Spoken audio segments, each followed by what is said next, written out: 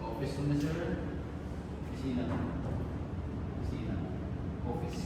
Office. Campus na.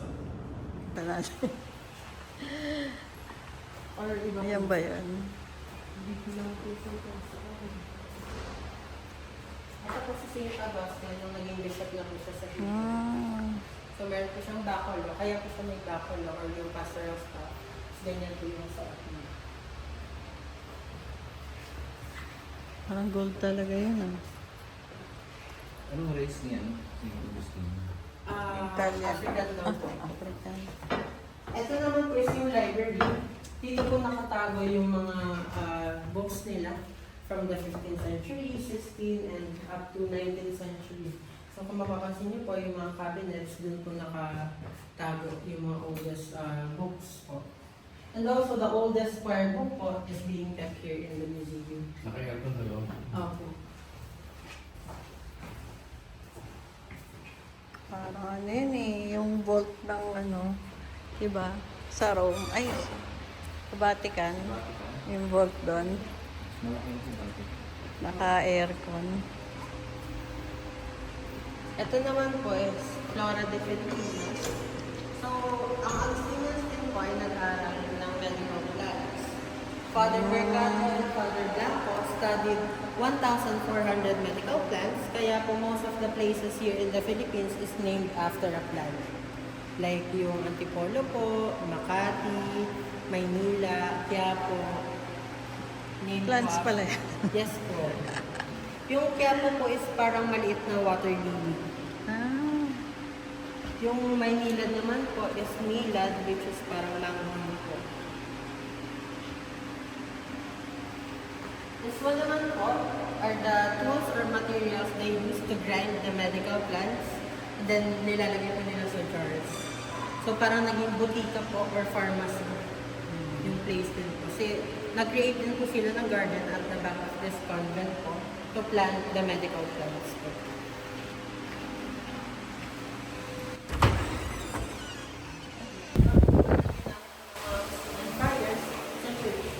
Dati po nasa harap po siya ng altar. So nasa may pinaka-front po, doon po sila naka. ganda ng upuan, no? Tsaka po, near the Manila Bay. Sa left side naman po, ay yung mga books or literature na pinreate ng mga Augustinian friars. So yan po, marinig po sila magsulat. Yung iba po, a combination ng Latin and then dialect po sa Pilipinas. Yung iba naman po, Tagalog and then dialect po sa Pilipinas. So meron po Latin Bisaya, Latin Ilocano, or meron din po Filipino Bisaya. Ano naman po, sa tribuna, dito po pumupunta yung mga may sakit o matatanda pag gusto nilang silipin yung church. So makikita po dito yung church kapag, usually po paggabi, parang hindi na po sila bababa. So meron po sila pwede silipan dito. The Augustinian churches po that was built by the Augustinians, mostly in Luzon and in Visayas. Because Mindanao is widely influenced by the Muslims po since then. Pero ang paniniwala po is una silang dumating sa Mindanao. Pero dahil nga po malakas yung influensya ng mga Muslims sa Mindanao, hindi po nila na-conquer or nakapagtayo ng maraming churches sa Mindanao. Ito naman po is the Oriental ceramics from different parts of Asia. This one po is from the Philippines, mostly made in Cordillera and Mountain Province. On this side naman po is the Japanese ceramics from Japan, and this two vase po is used as a flower vase sa altar po ng church back in the 19th century. Ayun yung mga picture, oh. Ayun po yung flower vase ng late 19th century. Ginamit po sa Ay, church. parang pag nasa outer, maliit lang tignan, ano? Kasi po malaki yung counter. And these are the ceramics from China. And kung mapapansin niyo po, most of the jars has a dragon. Doon po nadidepict kung anong class kayo ng society belong. Doon po sa claws or kung ilan yung claw ng dragon. So pag dalawa po yung claw is for sa lower part po kayo ng society. Pero pag 4 or more claw po, 4, 5, 6, or emperor na po. Emperor or royalties na po kayo belong. So most of them po are from China. And on this side naman po is from Vietnam. These are the Vietnamese ceramics. They are also influenced by the Chinese. That's why meron yung dragon.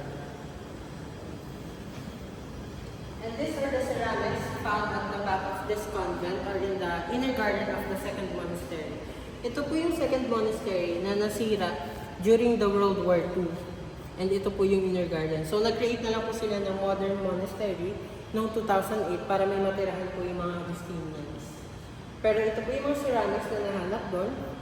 They believe po na binaon or inilagay sa hukay ng mga Augustinians itong ceramics para maprotektahan during the World War II. Kaya nabasa. And these are the ceramics po from different dynasty of China, from Song, Yuan, Ming, and Qin. Can you guess po which ceramics is used by the royalties or for the higher society? Dito po sa mga ceramics lang po, hindi po sa jars. Oh, what's your guess? You know, well, Ako rin, ito. with that one. How about This you? one po is the correct one. Kasi po, sa ceramics naman po, they believe na the thinner the ceramics, it is for the royalties or high society. Kasi po, mas mahirap siyang gawin and also, kapag nabasa, kayang palitan ng mga mayayaman. But yung mga mahihirap po is mapapansin niyo po sa makakapal sila. So before the Spanish arrived here in the Philippines, we already had a trading relationship or connection po sa mga Chinese. That's why po, the oldest Chinatown is located here in the Philippines, which is in Binondo po. Parang inaano na lang.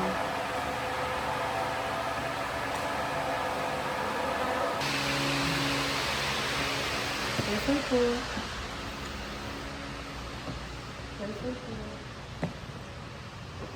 Laki dito, oh. So ito na po yung gallery ng mga Augustinian friars.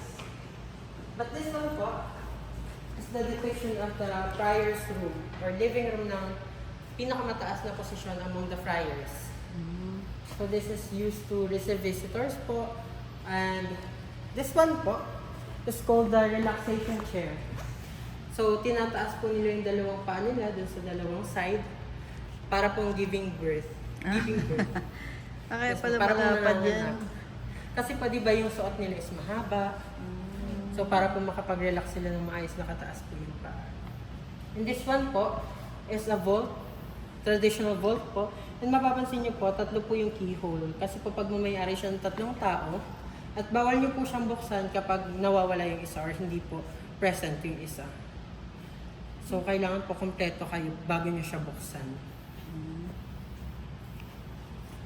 And ito na po yung room ng Augustinian friars. And ito po mga glass door. Kung mapapansin niyo po yung mga glass door. Yan po yung depiction ng door nila papunta sa room. So meron pong partition dito. Partition po, may harang po dito. That every room... Pwede mo mag-face ng shirt sa labas. Opo. So every room po is po one Augustinian friar only. So isang room po, isang Augustinian friar. Hindi po sila share. Magkakasama, share. Sila nag-share ng room. And these are the congregation of saints po. From Augustinians, Jesuits, Dominicans, and Franciscans. So ang Augustinians po ang unang nakarating sa Pilipinas at nagpakalat ng Catholicism. This one po is St. Nicholas of Tolentino. This is one of the retablo po sa baba. And yung story po kung paano siya naging saint is nagkasakit po siya and then isa po sa mga server niya nagbigay po ng fried dove or pritong ibon. Eh, vegetarian po siya, so hindi niya po kinain. Ang ginawa niya po, pinray over niya po yung fried up, tapos bigla pong lumipad. So bigla pong nabuhay yung fried up. Kaya po, naging saint siya for souls in purgatory. Oh. Kasi na-fried na, nabuhay pa. Opo. Ayan. This one naman po is St. Peter of Verona. Isa po siyang martyr. Kaya po, ang depiction po ng mga martyr ay may knife sa ulo. Ganun. And this is St. Paul po, the risen Christ, and St. Augustine. Carved on wood po. 42 steps going up, and this symbolizes the dream of a human being. So they want to go higher po, reach the star, or May paikot pa pala doon. dream po of a human being. And that room po is used as a clock or watch para po malaman nila kung anong oras. So yung mga butas po, yung sunlight, yun po yung nag-indicate or nagsasabi kung anong oras.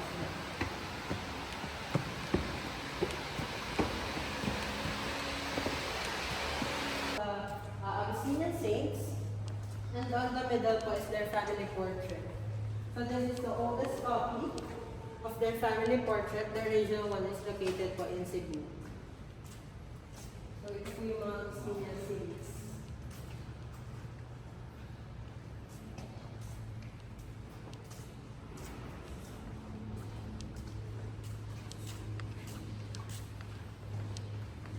Would you like to go upstairs po? Sige. Ito is yung kalamparium or the memorial of the victims from the World War II. So most of them were Spanish or Spaniards. So 140 Spaniards po died during the World War II, including the 15 Augustinian friars po. Nadadagdagan pa ba ito?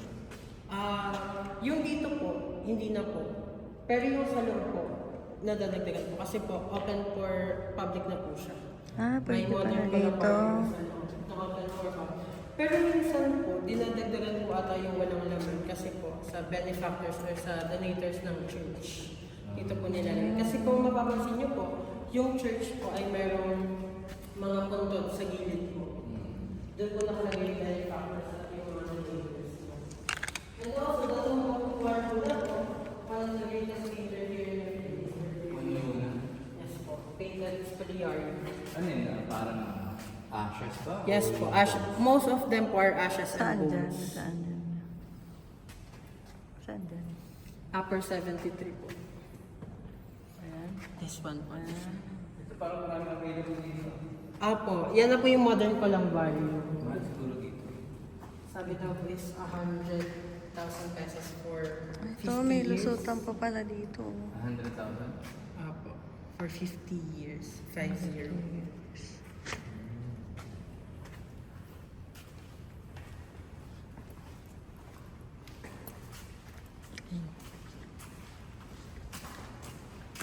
Ito ka na.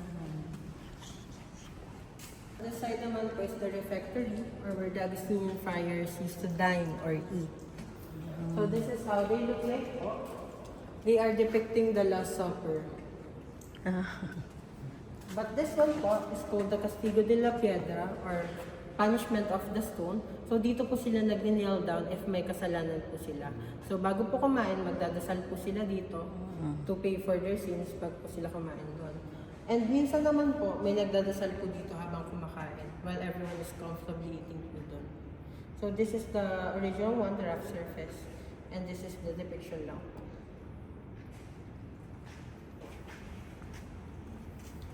And this is the illustration po of the tables and chairs ng Augustinian friars. So paikot po siya dito sa room. And they eat po beside each Kunyari other lang dito, hanggang dito. Beside each other lang. Kasi po, hindi po sila naniniwala na kumain sa harap ng isa't isa. And meron pong two parts yung pagkain nila. Pagkain po ng katahimikan and yung pagkain po na pwede na po kayong makipag-usap. Pero pwede lang po kayong makipag-usap sa kabila po. Bawal po sa katabi. Because they hate gossips po and whispers and secrets po.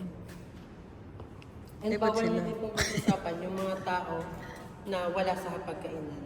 Sin din po yun. Oo, hanggang ngayon naman eh. Diba? The 12 Apostles po. May isang babae. Babae ba ito? Hindi po. Ay, Last Supper.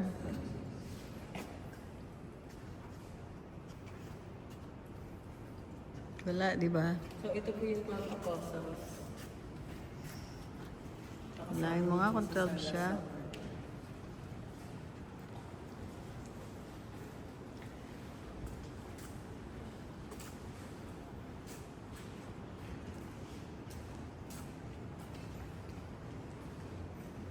Sino to?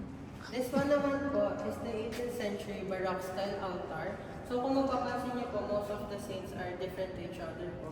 Kasi po galing po siya sa iba't ibang churches dito sa Pilipinas. They just put it together po to create this one full altar. Ayun, on gawa the- sa copper. Po? Gawa sa bronze, copper. Hindi po, gawa po siya sa wood Wood. carved. Puro wood. And yung nasa right side and left side po are the Araneta. So this is Doña Carmen Zaragoza Rojas and her son, Don Luis Maria Araneta. Sila po yung most na nag-donate ng mga artifacts yun in the museum po. So dati daw po silang nagbentahan ng kalakal. So nagsimula po yung collection sa mother niya po and then pinagpatuloy niya pa and then dinonate po dito Sa church. Sa church. Rojas ang apelido ng nanay. Yes po. So connected daw po sa kay Rojas. Kay Maro. And connected naman po yung Araneta sa asawa ni Marcos. Ni PBBM. Yung kapatid ko ni Bongbong. Irene. Si Aimee po. Aimee. Asawa ni Aimee. Yes po. Connected Ay, may daw. Araneta siya, di ba? Ay, may These are Araneta. the Mexican crucifix po from Mexico. They are all made in cornstalk paste po. So collection din po siya ng Araneta family. Mexico. Di-donate na yun naman kasi yung siguro. On this side po is the 17th century pulpit or pulpito. So habang kumakain po ang lahat, meron pong nagli-lead ng prayer here or kumakanta. Akit Ito yung pa. parang yung Paikot lang po Paikot daw yung tables and table. pillars. So parang wala pong laman yung gitna. kala ko parang sa Harry Potter. Nakadiretso. Oo. Hindi po sila pwedeng kumain sa harap ng isa't isa. Kaya ang hirap akit ka pa dito. May paniniwala din po, kaya po may pulpito is for superiority. So, parang sa misa po or sa before po ang Vatican II, kapag po nagmimisa, kapag may natutulog or may hindi nakikinig, binabato daw po ng tomato. So, meron pong box ng tomato sa gilid. So, pag nakita hindi ka nakikinig, binabato daw po. So, that's for superiority daw. Buti wala kang dalang kamatis. Wala na. Nakikinig ako After Vatican II, tinanggal na po yun. And then sa taas po makikita niyo ang oldest mural painting here in the museum. This is called the Earthly Trinity. This is dedicated for Joseph, Mary, and Jesus. It is painted in the end of 16th century up to the beginning of 17th century. Parang na-erase. Hindi na po siya nirepaint. Parang di na. Mahirap gawin yan eh. Yes po. Kasi din po yung Puturo. adobe stone is nagpo-produce nga po ng water. Kaya po yung iba nabubura. Parang sayang lang eh. Okay.